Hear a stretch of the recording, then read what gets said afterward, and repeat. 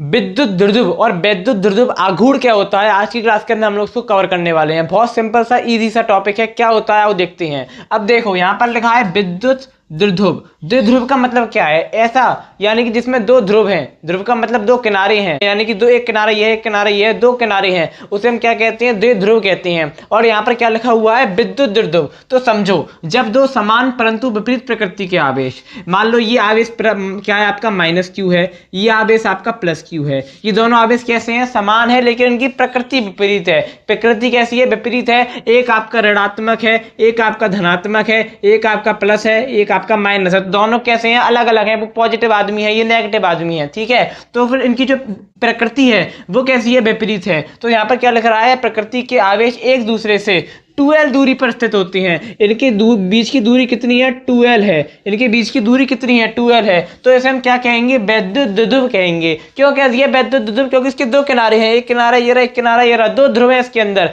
एक minus Q एक plus Q है। तो बताओ क्या होता है वैद्युत ध्रुव, जब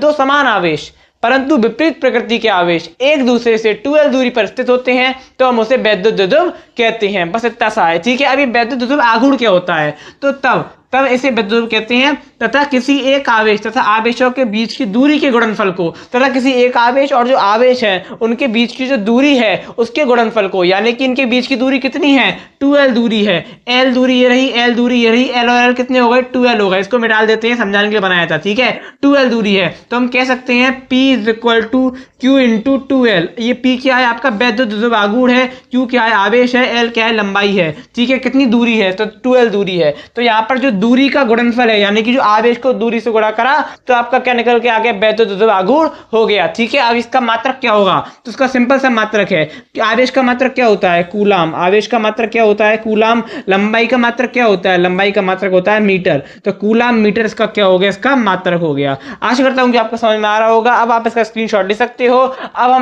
मैं आपको मिलूंगा एक और नई क्लास में नए टॉपिक के साथ में। तब तक के लिए धन्यवाद।